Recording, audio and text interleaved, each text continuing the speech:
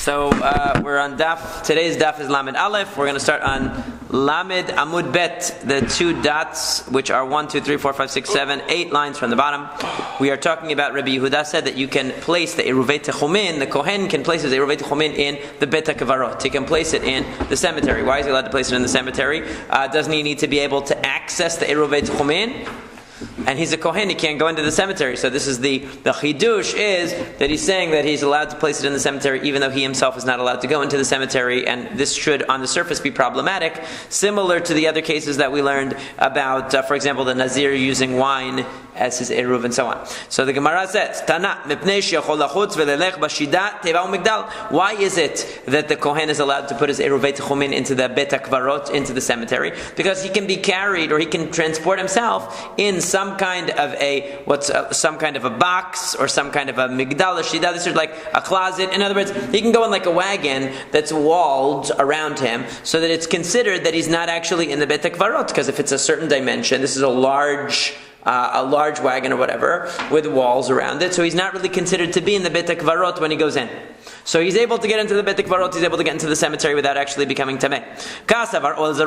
So this must mean that according to our Mishnah, according to Rabbi Yehuda, an ohel zaruk, literally that means a thrown tent. We would translate it as a portable tent.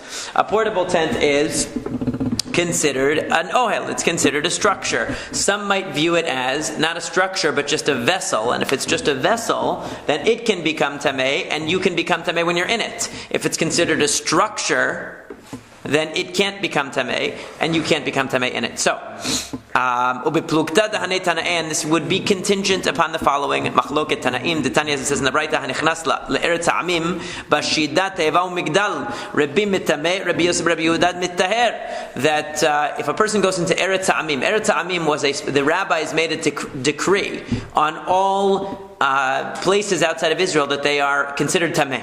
They're presumed to be tameh, because they were not careful about the people were not careful about where they buried remains, where they buried people. Non-Jews were not as particular about that. Jews were careful about it because of tum'ah, but the non-Jews were not, and so therefore you had to assume that all the land outside of Israel was tameh. And actually, that's why there's a huge halachic discussion and discourse about can a Kohen live outside of Israel, which obviously the accepted practice is that they do, but there was a big discussion: how can Kohanim live outside of Israel if we're considering all land outside of Israel to be Tmemet? But anyway, so we see here that there's a machloket that can you go in a teva u'migdal, a shida teva u'migdal. In other words, can you go in this kind of a wagon or this kind of a large container, almost you can imagine, into Eretz Ha'amim? Will you become tameh? So Rabbi says you will become tameh. Rabbi Yosef, Rabbi Yehuda says you will be tahor. But what are they arguing about? Marzavar oil zaruk lav shemei oil, or marzavar oil zaruk shemei oil. In other words, if you're in a car, for example, or you're in some kind of a portable structure, is that considered a structure, or is that considered a kli? Is it considered a vessel?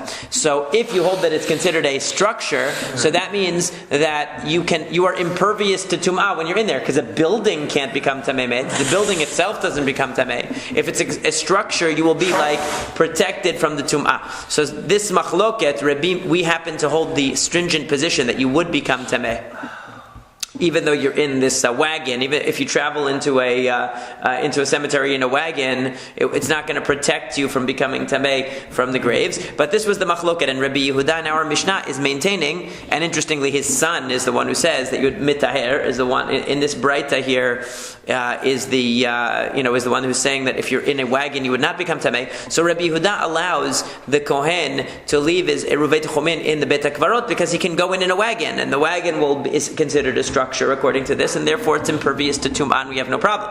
So now we say like this, that V'ha Tanya, what about the following? The Rabbi Yehuda says Me'arevin, as we turn to Amud Aleph of Lamed Aleph Amud Aleph, la Kohen tahor b'truma tahora, that a Kohen that is tahor can make an eruv techumin with truma that's tahora ba'kever, at a gravesite. How is that possible? The Kohen, we already learned, how can the Kohen stay tahor? So hechi azil, how is he going to get to the kever b'shida teva u'migdal? So we already got that, right? We know that the person himself can come in a wagon, according to Rabbi Yehuda. And this wagon, because it's a large, Rashi says that this is a very large entity that can contain 40 se'ah.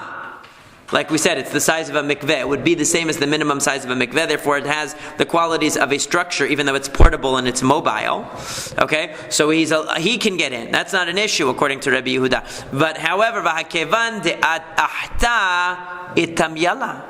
But what about the teruma itself? He's going to leave this teruma at the kever, at the gravesite. The teruma itself is going to become tameh. And not only is teruma tame'ah, not only are you not allowed to make teruma tame'ah, you're not allowed to defile teruma. Teruma tame'ah is not allowed to be eaten even by a kohen. Even a kohen is not allowed to eat it. Even when the kohen is tameh, he's not allowed to eat it. It's not allowed to be consumed. So what are we going to do with this teruma tahora? So the answer, bishelo huchshira or shenilo shabeme perot. So the Gemara answers that what could happen here is like this: that remember, in order to be mikabel tum'ah, in order for something to be susceptible, we would say, to tum'ah, it has to have been huchshar. Huchshar means qualified. In this case, qualified means that it has to have become wet with one of the liquids, such as water, or one of the other 7 liquids, that renders it susceptible to tum'ah. So we must be talking about a case where the kohen was given teruma that had never had contact with water, or sheni lo shabame perot, or it was something that was kneaded with fruit juice. So let's say you had flour that never touched water, and it was a cake, but it was kneaded with fruit juice. So since it was kneaded with fruit juice again is not something that will render the flour capable of becoming tameh, because it's not water, it's pure fruit juice, and so therefore it's impervious to tumah. So we've got the kohen is okay because the kohen is in his wagon, right? So he's not going to become tameh. The teruma is okay because it's not susceptible to tumah, and even if it's sitting on the kever, it's sitting on the gravesite, it doesn't matter because it was never wet, and therefore it can't become tameh. So we're good. But now we have a third problem. What's the third problem? How is he going to get the teruma to eat it? Because he's sitting in his wagon. Right? The teruma, sure, might not be tameh itself, but how is he going to reach out over the kever in order to get it? Because if he reaches out, it's going to be called tumat ohel. He's going to be over the airspace of the kever, and we know that tumat ohel, he's now making an ohel, so to speak. He's making a tent over the kever. He's going to have to reach over it. So he's not going to be able to stay in his little box. How's he going to get it in there? Should we overhang off the side? If he overhangs, then it's going to make him tameh. The top overhangs. Then he's going to be under the same roof as the kever. It will be a problem. Can't do it. There's no way to do it. So what's he going to do? Right.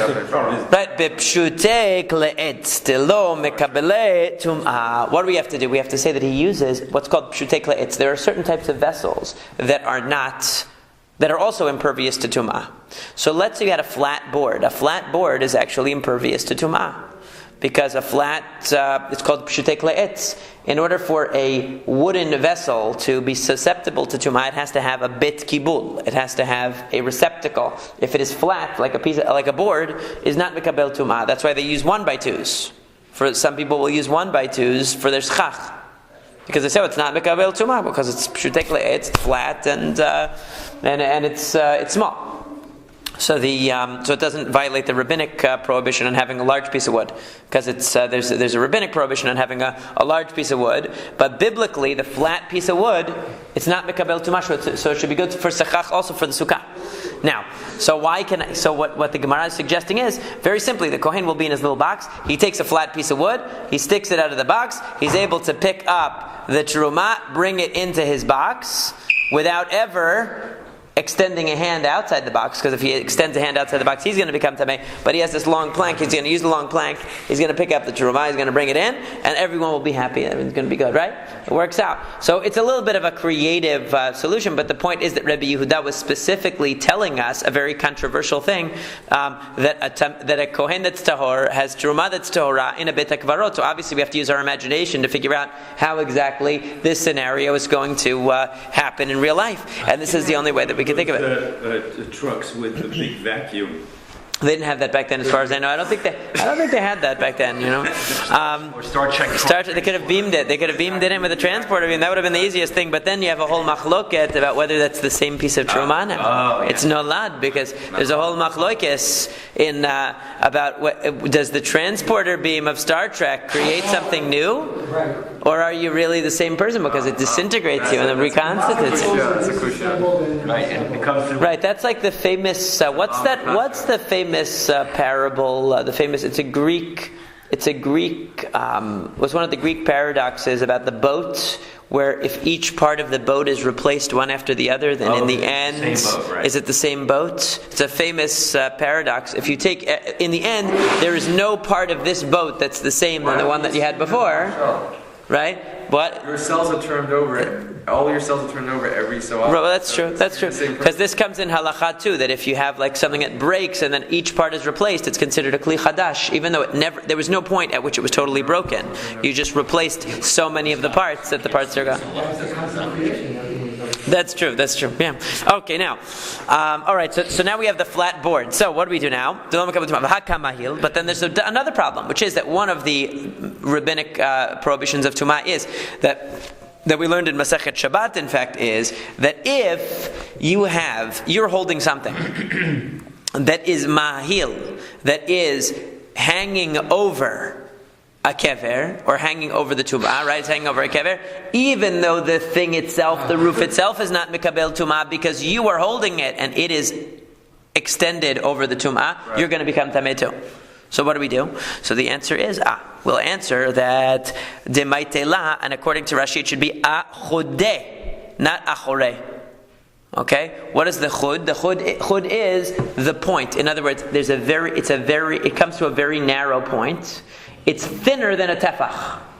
Since it is thinner than a tefach, and even the circumference is less than a tefach, it can't make a roof. And therefore, so you have you could imagine that you have like a thin stick or something, and you pick it up and you bring it in, so the kohen never has to go outside of his thing, it never has to touch anything. You don't have an ohel because it's too thin, so you're good.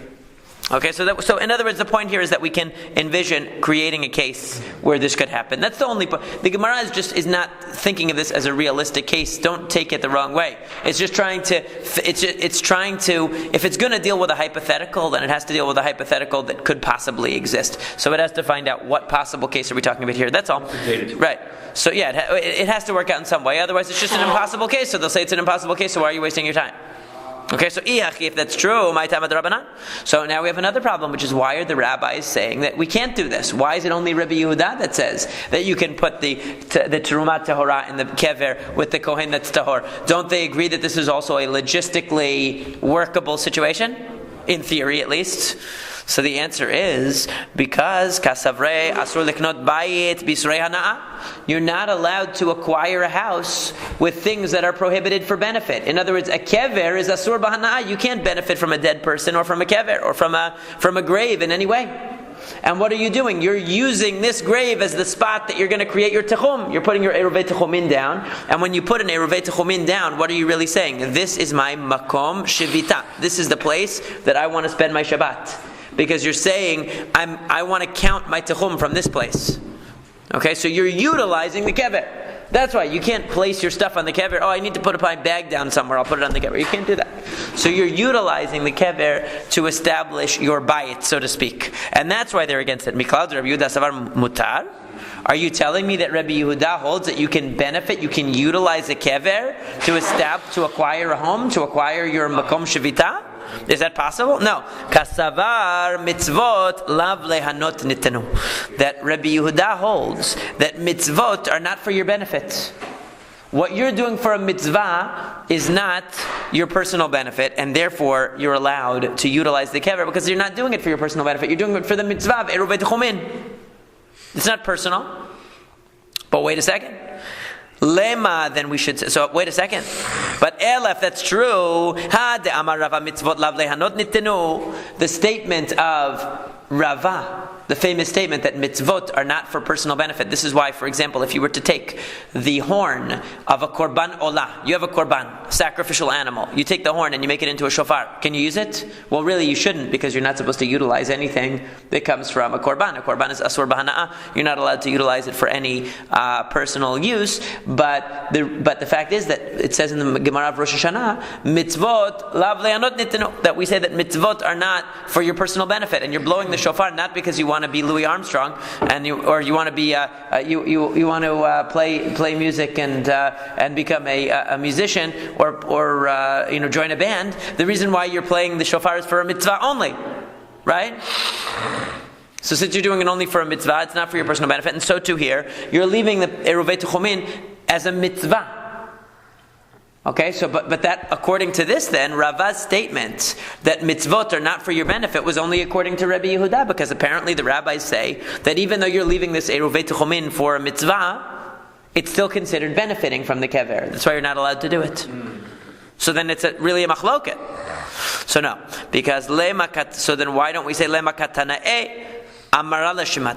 So should we say that Rava said this only according to one opinion? Amar lach Rava, Rava will tell you isavira lahuda in me'arvin ela levar mitzvah to kol alma mitzvot lav lehanot nitenu vehacha behaka mipalge mar savar in me'arvin ela levar mitzvah omar savar me'arvin avila levar hareshut. That Rava says if you were only allowed to leave an eruvei techumin for a mitzvah, and everybody agreed you were only allowed to leave it for a mitzvah, then you'd be right. That must be a machloket. They're arguing whether a mitzvah is construed as a personal benefit or not. But they're not arguing about that. They're actually arguing about whether you can leave an eruvei techumin for personal use. In other words, if I want to extend my techum, normally I'd only be able to walk 2,000 amot out of my city limits, but I want to walk an extra 1,000 amot. But let's say I just want to go because I want to shoot the breeze with my friends. There's no good reason. I just want to. So, can you do that? So that's a machloket. According to Rabbi Yehuda, you can only make an eruvei techumin lidvar mitzvah. If you need to go do nichum avelim, you need to go visit somebody who's mourning, you need to go visit the sick, you need to go to a minyan, you need to, whatever, a mitzvah, something, you need to go hear a shiur, it's a mitzvah. So therefore, when you put an eruvei techumin, we know what? It has to be for a mitzvah. So it's not for your personal benefit. But according to the Chachamim, that you're allowed to leave an eruvei techumin even if you just want to extend the techum because you want to go see your buddies and have some schnapps on Shabbat. Okay? Even that, you're allowed to leave an eruvei techumin. So you're leaving the eruvei techumin, it's really a personal benefit. And even if in your case, let me just qualify by saying, even if in your case you happen to be doing it for a mitzvah, the rabbis will say, but still, it empowers you no matter what. Because you could have done it for any reason.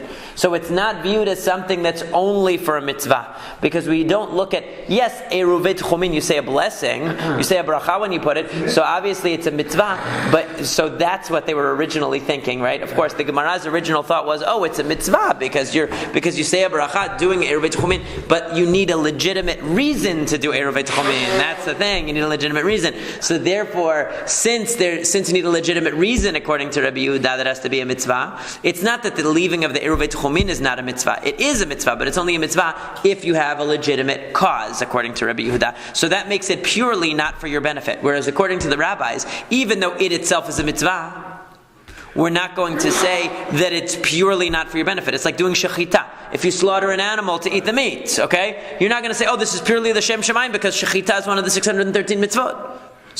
It's not true, because why are you doing shechita? So you can eat meat. So why you're doing it is part of the equation here. And actually the halakha brought in Shulchan Aruch is you're only allowed to make eruvei techumin if you have a legitimate mitzvah. If there's a mitzvah to do it. For some mitzvah reason. But anyway. So you can't do it to run away from your minyan. That might be a mitzvah. Shalom bayit, you know. So that's the halakha. The halakha is it's only for a devar mitzvah. So although he says, b'diavad, if you set it up and it wasn't for the right reason, it's chal, it takes effect, but you're not supposed to unless you have a reason. Okay, so that's why they had a machloket here. So according to Rabbi Yehuda, you can leave it in the Beit HaKvarot because we know that not only is it a mitzvah, but it's being done for a mitzvah by definition. According to the Chachamim, since you could do it for your own personal benefit, it's not pure mitzvah 100%, and therefore it's not allowed to be done in the Beit HaKvarot. Okay, so Ella had Amar Rav Yosef. What about the thing that Rav Yosef said, that Ein ma'arvin ela ledvar mitzvah? Rav Yosef said that you can only make an eruvei techumin for a dvar mitzvah.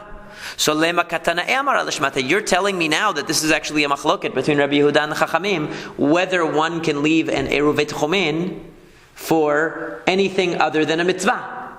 You're saying it's a machloket. So then why did Rav Yosef say it as a blanket statement?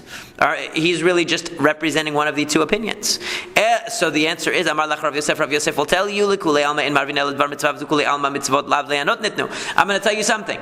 Everybody really agrees that you can not do an eruvei techumin unless it's for a mitzvah. And everybody agrees that mitzvot lav lehanot nitenu, that mitzvot are not construed as a personal benefit. Everybody agrees on both premises.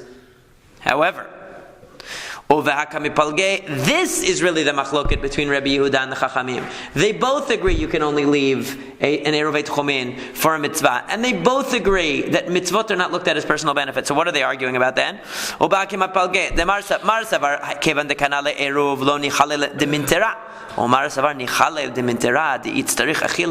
machloket is something totally different.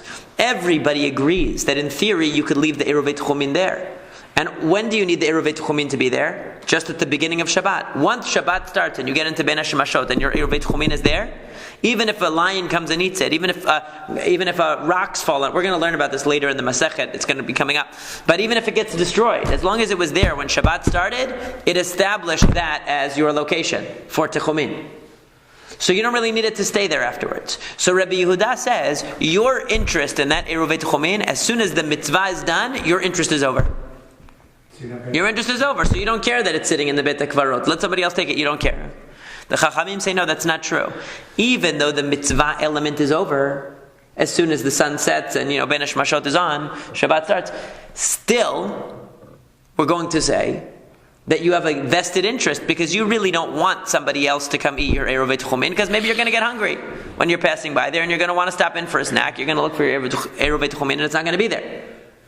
So you're not going to want to leave it in the. In other words, you're benefiting from the fact that the Beit HaKvarot is hiding your food, but that it's hiding in the in this place. So that's the machloket. Rabbi Yehuda says everyone agrees it's only for a mitzvah. You can only do it for a mitzvah. It is a mitzvah. It itself is not considered a benefit. But the question is, once the mitzvah is fulfilled, the mitzvah is fulfilled right away. What about the fact that it's still sitting there till through Shabbat? Till Shabbat morning, it's still sitting there, and you're benefiting from the fact that it's sitting there. Rabbi Yehuda says you don't care about that. Because it doesn't matter to you halachically. Because it was there when it needed to be there, at the beginning of Shabbat. Whatever happens to it, happens to it. But the Chachamim say, no, really, you're going to want it to stay there, because maybe you're going to say, hey, I'm going to be passing through and I'm going to grab a snack. My Eruv is going to be there. So then you're really benefiting. It's extraneous to the Eruv itself. Yes? So it's opposite of an Eruv Tzavshin, where you don't have to eat it. You don't actually have to eat an Eruv Tzavshin, but it's like a minhag to eat it, to show that it was legit. But it's actually not a requirement to eat it. You can eat the Eruvei Tchumin, you just don't have to. In either case, you don't have to, because in both cases, it's the preparation of it that makes the mitzvah. But the benefit's after the fact. Right. Well, the question is, since there's what we might call a side benefit, it's an additional benefit to it being there beyond the mitzvah that you might want to eat it. But you don't have to. You don't have to. You don't have to. Yeah. Can person brings the korban shlamim? Then sell the hide afterwards. In a korban shlamim. Yeah. In a korban shlamim, who gets the hide? The owner gets it, right? I thought. Yeah. So in a korban olah, the kohanim get the hide. Right? So right, but not the actual. Right, he gave it to them. Right. So a korban shlamim, I think the owners get the hide. Yeah, they can do whatever they want with it once it's theirs. So yeah. So are they benefiting from? But korban shlamim you can benefit from, because the korban shlamim goes to the baalim. That's why in a korban olah. Are you supposed to eat it? In a korban shlamim, right? Yeah, but it's not asur b'hana'ah. Oh. A korban shlamim is not. Only the parts that go on the mizbeach of a korban shlamim are prohibited in hana'ah. The korban olah is completely prohibited in hana'ah, right, except the orot go to the kohen. Yeah. As a gift, like you said. It says mi shulchan gavoa kazachur, whatever. They get it from Hashem. All right, so that's the machlok between Rabbi Yehuda and the Chachamim, that you can't. So and the halacha follows the Chachamim. It's brought in the Rambam that you cannot leave an Eruvei Tchumin in a kever because you're benefiting from the kever, even though it's a mitzvah, and even though you can only do it for a mitzvah, since you benefit from the fact that it stays there over Shabbat, and you might be able to grab it. That's why you're not allowed to. So the new Mishnah says, "Marvin b'dmai over maaser rishon shenitlat trumato over maaser v'ekdesh shenivdu." So this is a very interesting. As you go through Mishnayot, you find that this list is repeated several places in Mishnah and is analyzed by the Talmud in the same exact way every time. Okay? So as we're going to see, this Gemara could just as easily have been in Masekhet Barachot or Masekhet Shabbat. Whenever this list of foods is enumerated, it's always interpreted the same way. So you can make an Eruv with Demai. Demai is produce that you purchased from an Amma Aretz, you purchased it from an Amma Aretz. Demai literally means, what is this? Okay? So you purchased it from an Amma Aretz, and you don't know. The truth was that most Amei Aretz, most common people would separate Terumah because they understood that it was a very severe prohibition of karet, but they wouldn't necessarily separate Maaser. So you had to separate Maaser just to be careful to make sure that Maaser was separated. But it was doubtful. So since it's Demai, since we're not really sure of the status, it has a lesser stringency attached to it.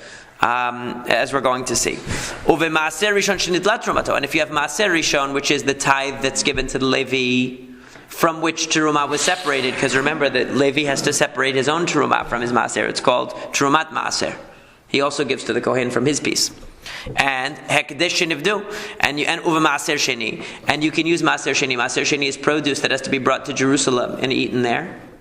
Or Hekdesh Shenivdu, if you had some consecrated food that you redeemed with money, and you gave the money to the Beit HaMikdash instead of the food. So now that the Hekdesh is redeemed, so it's accessible to your use, so you're allowed to use it for Eruvei Tchumin. Ve'akohanim b'chala. And if you gave the Kohanim chala, they can use the chala as their Eruv, no problem. Aval lo b'tevel, but you can't use tevel, because tevel is untithed produce. It's completely prohibited. It's like eating pork. It's no different. It's not kosher, period. Ve'lo b'ma'aser rishon shelo nitlat terumato. And you cannot use ma'aser rishon that did not have its terumah removed, because it's the same as tevel. It's unusable produce, even though the Levi has it, he hasn't separated the terumah yet. And if you have Maaser Sheni, you have this Maaser Sheni produce that you didn't redeem, so it needs to be brought to Jerusalem, and you're not in Jerusalem, and you didn't redeem it. So therefore it has to be brought to Jerusalem, and you're in Haifa. So you can't use it as Eruvei Tchumin, it can't be used.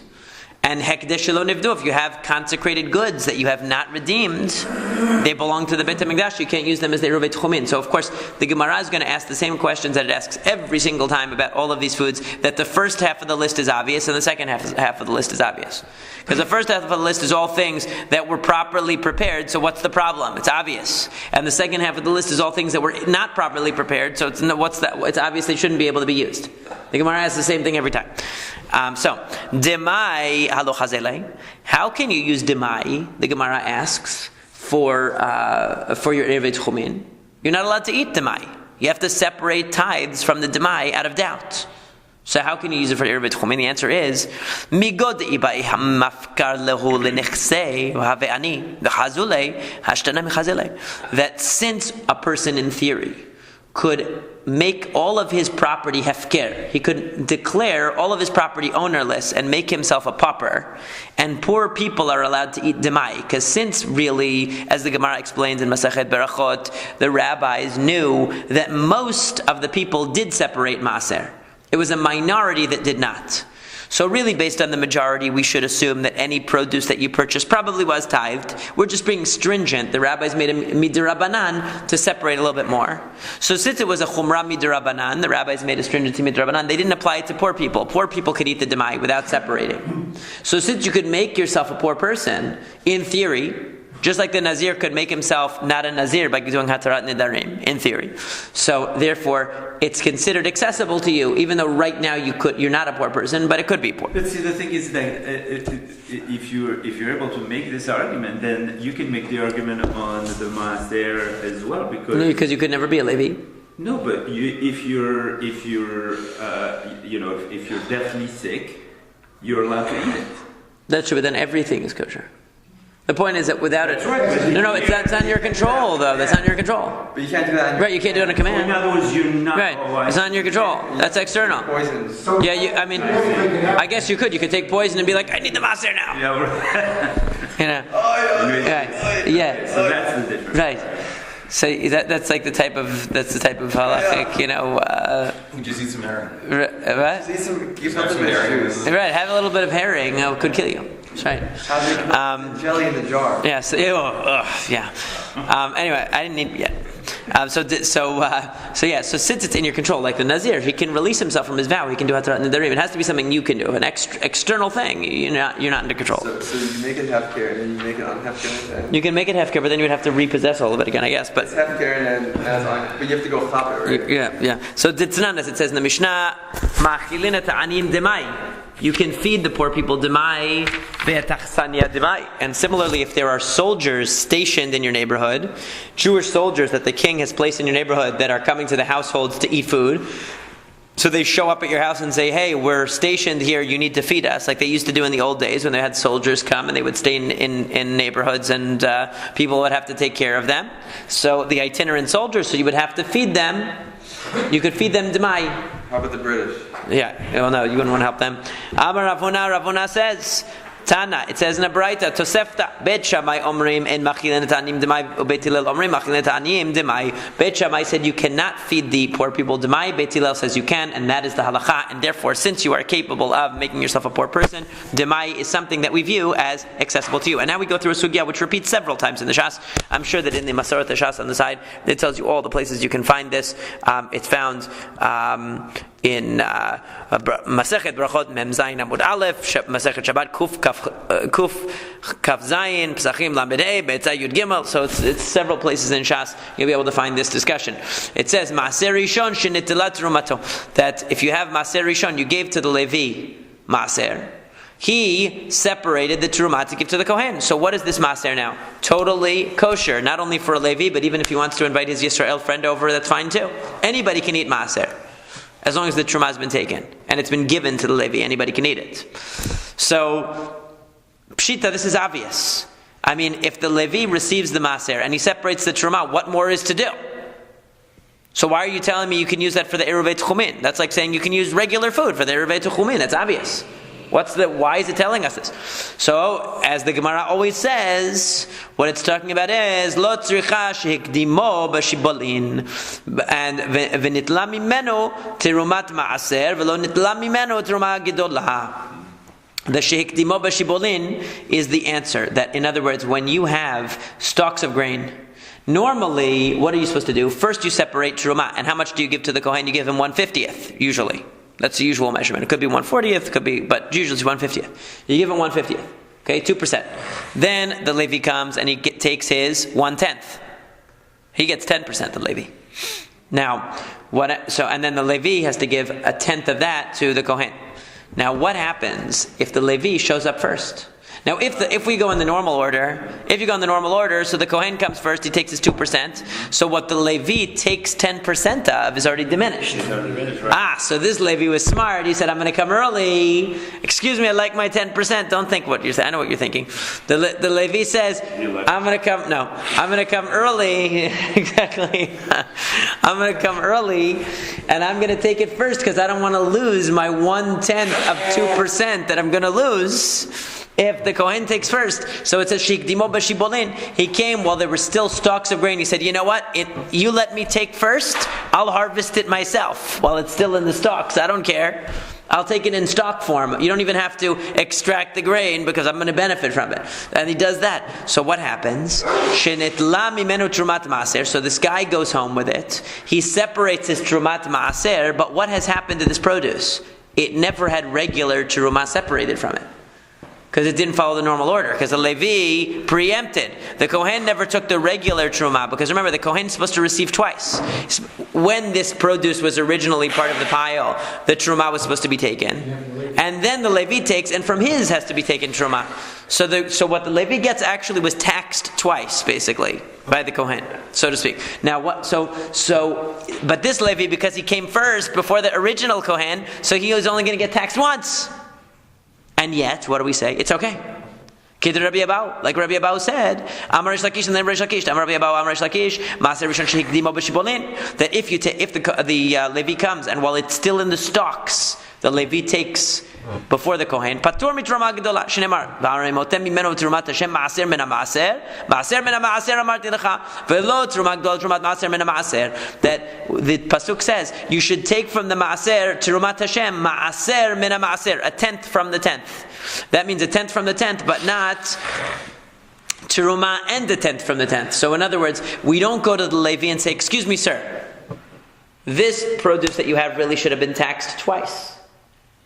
Right? So we need to tax you not only the 1/10 from this, but we need to tax you the percentage of this that would have been taken had the Kohen come first and taken his 2% before. Right? We have to take a little bit more from you. So, in other words, we prorate it or whatever, we make it proportional, but we would have to take from this piece whatever would have been taken from it had it been part of the original pile when the Kohen showed up. So we have to tax it twice. So Rabbi Abahu says, no, if the Levi comes first and he takes takes it while it's still in the shibolim, while it's still in the stalks, he doesn't get taxed twice. He gives his 1/10. He doesn't also have to make up for what the Kohen would have gotten from that 1/10. The 2% of that 1/10 he doesn't have to give. Right. Extra. Could he come before the Kohen? Just a lot extra. No, that's next. That's next. So we're just saying you took it from the stalks. Okay? So wait for the other possibility. So why does the Mishnah mention Maaser Rishon Shnitlat Trumato? It mentions it because there is a chidush here. It's making reference to a novel case. What's a novel case? Not just the ordinary case where the Levi receives things in the proper order and he separates in the proper order, because that would be obvious. We wouldn't have to be told that. The chidush of the Mishnah that it's saying Maaser Rishon Shnitlat Trumato is that even in a case where the Levi took it too early, and therefore he worked the system, and he avoided having that extra 2% subtracted from his portion, still it could be used for the Eruvei Tchumin. That's valid. Okay. So now Amar le Rav Papa la Abaye, Rav Papa sata Abaye, ihachi afilo hikdimo bakirinami. So what if the farmer had already taken the stalks, he had extracted the grain from the stalks and he put it in a pile, and now the Levi shows up first and he takes his maaser from the pile. Right. So Amar le Alecha Amar Kira, he answered him, about you, the pasuk says, Mikol ma'aserotechem tarimu et kol trumat Hashem. It says, from all of your ma'aser, you should take all of the terumah of Hashem. Meaning, in that case, if the Levi comes first, he has to give twice. Double tax. The only time we say that the Levi doesn't have to pay the 2 taxes is if he preempted while it was still in the stalks. But once the farmer finishes processing and it's in a pile of grain, now if the Levi comes first, he has to pay both his 1/10. He takes his 1/10. He has to pay the 1/10 to the Kohen, plus he has to proportionately give the 2% that would have been taken from his 1/10 had it been part of the pile when the Kohen showed up. He has to be taxed twice. How do you learn that out from the pasuk? Oh, so that's what the Gemara says. Umara ita.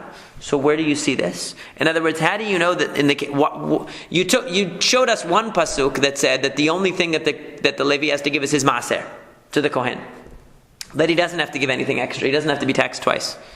And the second time, right? And the second time, what did you say? That he does get taxed twice. So how do you know which one is which? Ends up benefiting from that. Right. So how do you know which one is which? So hai idgan.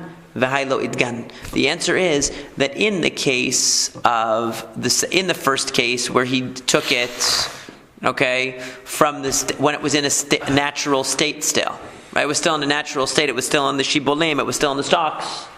So over there, the obligation of truma didn't even come to existence yet. Okay, he preempted the obligation of truma. He was so smart. Okay, but over here, once it's in a pile, the obligation of terumah already exists. It's already in force. So you can't come now when it's already in force and preempt it. It's like once you have money that, let's say, that has certain taxes applied to it. It's one thing if you're able to somehow outsource or have offshore accounts. The money never shows up in a bank account here, and you're able to work through some kind of loophole. But once it's on the radar, in other words, once the obligation of Truma has fallen upon it, the Levi taking it can't release it from the obligation because the farmer already had an obligation to give Truma. That's when it's already separate. That's the case, and he has to give another maaser because the obligation doesn't fall on the pile. That's what I was thinking. Because basically he's. That's what I was thinking. Because the mitzvah, you have to do it at its time. You have to do it when you have the obligation. Then he should have to give another maaser against the pile. Because what he's doing is he's transferring to the Levi before it has the obligation of maaser. So really, he's not taking maaser from the pile. He's just giving. Because he gave the previous action is just right. He's just giving some. It's like basically just giving somebody. Which previous action? Giving it from comes before the obligation is in effect. Right. then it's not. He's not then you can't maaser. call You it mean that even the Levi, maaser. you mean the Levi doesn't get it? Right. You mean he Yeah. has to give him to the Levi more? It's called just It's not the farmer. maaser then. He's just giving stocks to somebody. Interesting. Okay, so The Levi's just in other words, taking it. you're He's saying. transferring ownership. See, I would say the difference might be that. It's a very good question. Okay, it's a very good question. I never thought of that before. So, do you understand what the question is? They're saying, okay. So, in other words, why is the maaser count that the farmer gave? Why isn't the farmer now obligated to give more Like you maaser? make money over, Right. you make tax. Because it was off the books. Right, It was off the books, basically. Right. So how can it count? So it seems like that must be a difference. I mean, we would have to go into the halachot of maaser, but there's a difference between maaser and teruma. Teruma applies only to the finished grain. Maaser, the obligation is there even before. I mean, you have to conclude that it's a financial obligation because really the maaser giving is really a financial right. It's really a financial giving because because it says sachar hu lachem chelef avodatchem ba'ol moed, that it's a sachar, it's a reward. That's why the Levi, there's no kedusha to maaser. So as long as the farmer fulfilled his financial obligation vis-a-vis the Levi, he's okay. So how do you Unlike say the Kohen, where there's kedusha to the truma that he gives. then how do So you it say- only comes into effect at a certain time. Then how could you say there's a difference? And how could you say there's a difference now if it's in the stocks or off the stocks? Only in terms of the truma obligation. Only that one. That's why there's a Why would difference. it affect the truma Because the truma obligation only applies to grain. Because there's a certain kedusha in truma, so it only applies to the grain. That's why. That must be the reason. Right. Okay, got it. Right. So, yeah. Just for clarification, can the Kohen and the Levi do anything they want with Truma and Maaser once they get it? No. Truma only. I'm sorry, with Maaser. With Maaser, yes. He can sell. Maaser, he can do whatever he wants. Sell. Yeah, he How can do about whatever. Meister? Right. He can do whatever he wants with Maaser. Okay. So, Truma has Kedusha. Maaser has no Kedusha at all. All right. So again, the next case in the Mishnah is also obvious. Pshita. It says you can use Maaser Sheni that you redeemed, even though you're not in Jerusalem. But of course you can. You can use Maaser Sheni that you redeemed for whatever you want, as long as you take the money to Jerusalem. Hekdesh Shenivdu. If you redeem consecrated things, of course you can use them. That's the reason why you redeemed it. Why should you think otherwise? So Pshita, it's obvious. So Lo Tzricha Shenatanet Keren Velo Natanet Chomesh. And again, Shas gives this answer every time. That when you redeem your own produce, you have to pay not only the principal value, but you also have to pay an extra surcharge of 1/5.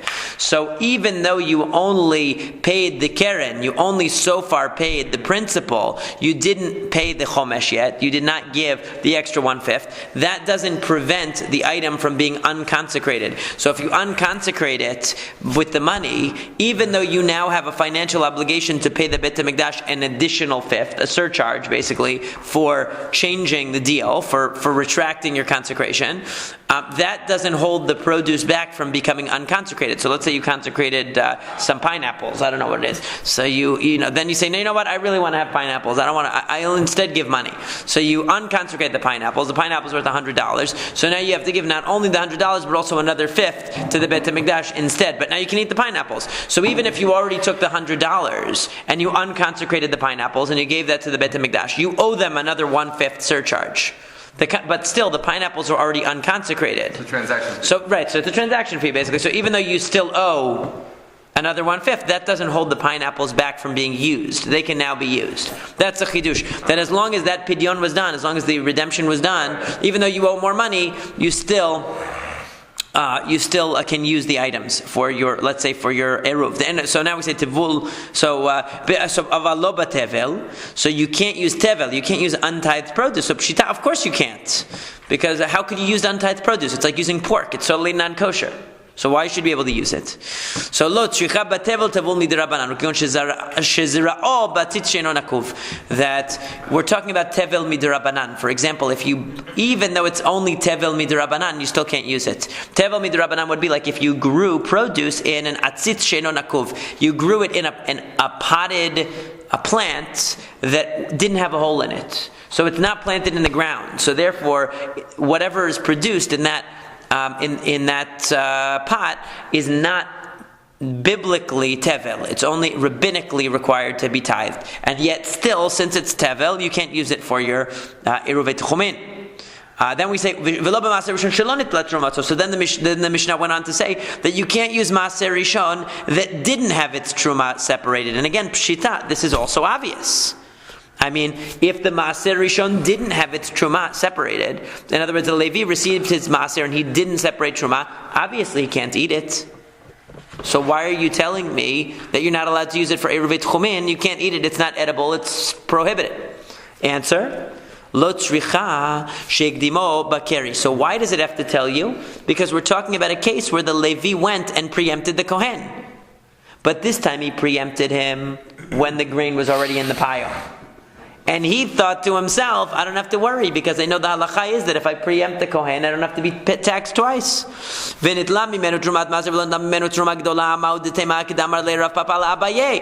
you might have thought, just like Rav Papa thought when he asked Abaye the question, that maybe, just like when the Levi preempts the Kohen when the grain is in its stalks, he doesn't have to get taxed twice. So too the Levi might think, since I paid my main tax to the Kohen, I don't have to be taxed twice. But there's a difference in the case. Because this time the Levi took from the pile of grain, not from the stalks. Right. Okay? So therefore, he has double obligation. So Kamash Malan, therefore it comes to tell you, Kiddushanele, like the answer that Abaye gave to Rav Papa, that there's a difference between when the grain was already processed, that there the Levi will have to pay both terumot. So the Mishnah, when it says that you can't use maaser that didn't have its truma separated, is talking about this case. In other words, it's adding a case that isn't obvious. It's obvious that if in a normal case, if the Levi didn't separate his truma, that he can't use the maaser. But there's a hidden additional case being alluded to, which is the case in which the Levi preempts the Kohen, but he preempts him in a way that doesn't actually exempt him from paying the extra tax, and he needs to know that he's still not allowed to use that. Now, one more case. Now, you can't use Maaser Sheni or Hekdesh that were not redeemed. Obviously, it's consecrated produce. Why should we be able to use it without redeeming it? That should be obvious. So it's talking about a case where you redeemed it, but you didn't redeem it properly. The point is that not all redemptions are created equal. You have to redeem it in a way that's halachically correct. For example, if you redeem Maaser Sheni, but you redeem it not on a coin that's minted, but just on an unminted coin, an asimon. It has to be money that has an imprinted, minted face on it. Okay? Otherwise, you can't use it to redeem your Maaser Sheni. You can't, the money that you take up to Jerusalem. So when you have a lot of produce and you can't take it with you to eat in Jerusalem, instead you redeem it with money, and you take that, it has to have a face on it. It's Gezerat HaKatuv. Yeah, we learned that. Yeah, that was already mentioned before. So it has to have a tzura. So therefore, if you redeem it on anything else, that's not considered redemption. In other words, it has to be a halachically viable redemption. Similarly, you can only redeem consecrated items on movable property. You can't redeem it on real estate. Why? Because real estate, the reason would seem to be because real estate limits the authority of the recipient. Because basically you consecrate whatever real estate you want. It's not like I can move it. I can't do anything with it. If you gave me junk land, it is what it is. So you can't do that. You can't give that kind of. You can't if you consecrated pineapples and now you want to redeem them. You can't redeem them with real estate. You have to redeem them with movable property or money. So even though you did an act of redemption, the Mishnah is saying, when it says that you can't use, let's say, consecrated items that were not redeemed for your Eruvei Tchumin, that's obvious. If you didn't redeem them at all, it's obvious that you can't use it because it's consecrated. But the point is, even if you consecrated it, but you didn't do it properly, you might say, well, I did my best. I deconsecrated it. No, you didn't do it in a halachically proper way, therefore it's not valid, therefore you can't use this for your Eruvei Tchumin. Now we'll just do a little bit into the next piece. So the Mishnah says, Hasholeach eruvo bi'archei reshutei katan. You want to send your eruv in the hands of somebody who is not necessarily the best choice. A cheresh, somebody who is a deaf mute, or a shoteh, or an idiot, which means somebody who is mentally incapacitated, or a katan, or a child. So, or you decide to send it with your heretical friend who doesn't believe in Eruvin. Okay, you can't do that either. Alright, no Eruv, it's not valid to send your Eruv. In other words, you know where you want your Techum to begin on Shabbat. You know it's under tree X, right next thing. You tell the kid, here, take this Eruv, put it there. That's where I want my Eruv to be. So that doesn't count. It's no good. Because the person actually taking It's not a qualified does shaliach. not have the intention, or because He's not a qualified shaliach. he's not. However, if you told the child, bring this to Bob, and Bob is going to put it in the right place, that's okay. Because you have an adult intermediate. If the child's intermediate. Right, if he's in between two shaliach. Terminal aspect. Exactly. There are two shaliachim. Carry through the intention. Right. So then why There's somebody else on the other end receiving it. Can it send a kid shliach to make his... But it wouldn't be accessible to him on Shabbat, right? He couldn't use it on Shabbat. Yeah, so let's just do the first piece of the Gemara here. So, v'katan lo, is it true that a katan cannot be a shliach? V'amar Rav Huna, katan goveh ta'iruf.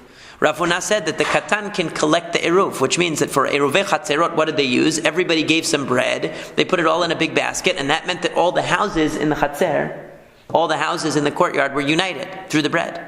So a child can do that. He can go to each house, trick-or-treating, go to each house, get everybody's bread, make the eruv. So why can't he do the eruv here? So the answer is, Lo kasha kan be'eruvei techomin, kan be'eruvei chatzerot. One is talking about eruvei techomin, one is talking about eruvei chatzerot. Rashi says that the difference is because eruvei techomin, eruvei chatzerot, the gathering itself automatically unites the families. Automatically, the katan doesn't have to have any intention, he doesn't have to have any purpose, he doesn't have to do anything. Collecting the food automatically means that eruv is made. Whereas eruvei techomin, you have to intend to establish what's called kinyan shevita. You are intending to establish your residence in this place. The katan doesn't have the da'at. He doesn't have the capacity to establish it. That's how Rashi understands it. Tosafot disagrees and says the reason is because eruvei techomin actually has a basis in the Torah. The concept of eruvei techomin has a basis in the Torah because techum, at some level, is based in the Torah. So therefore, it's treated more stringently. What? Because it says al yetze ish mi mekomo bayom hashevi'i. There's a limit to how far you can go. So even though the rabbis made it very strict to 2,000 amot, that's not the biblical limit. The biblical limit is further than that, but there is a limit. Okay, so since it's based in the Torah, it's based on a pasuk. We're more stringent about allowing inferior shlichim. But Rashi says that the reason is because the katan simply can't effectuate it. Then we say, who's misha eno modeh ba'eruv or beyad misha eno modeh ba'eruv? What does it mean? Somebody who doesn't agree with eruv. What that means is man. Amar Rav Chizda says kut'eh. These are the Samaritans. Okay, the kutim were the people that when Nebuchadnezzar exiled the Jews to Babylonia, so he replaced them with people from a place called Kuta, who were called the Kutim. These Kutim were afraid that if they did, this is in the end of Sefer Malachim Bet, they were afraid that if the Jews, that if they didn't follow the laws of the God of Israel, they would be attacked by animals and things like that. So they brought a Levi, they brought a teacher to teach them Judaism. They started observing Judaism. But they were never fully vetted or they were never fully recognized as Jews. So throughout the period of Beit Sheni, there was a big argument when the Jews came back to Israel whether to treat the Kutim as Jews or not. So there's a Masekhet Tanaim. Some of them treated them as Jews. Some of them said to a certain extent they're Jews, to a certain extent they're not Jews. Some of them said no, they're definitely not Jews. Later on, when they completely left the Jewish people and made their own sect, they were not recognized as Jews anymore. But during the period of the Tanaim, there was a Machloket about their status. What we do know is that even at the time of the Mishnah, they didn't fully accept the Torah Sheba'al Peh and the opinions of the Rabbanim, so they would not have accepted a concept like eruvei techomin, and therefore we cannot utilize somebody who doesn't accept the system of rabbinic halacha as a valid shaliach for implementing eruvei techomin.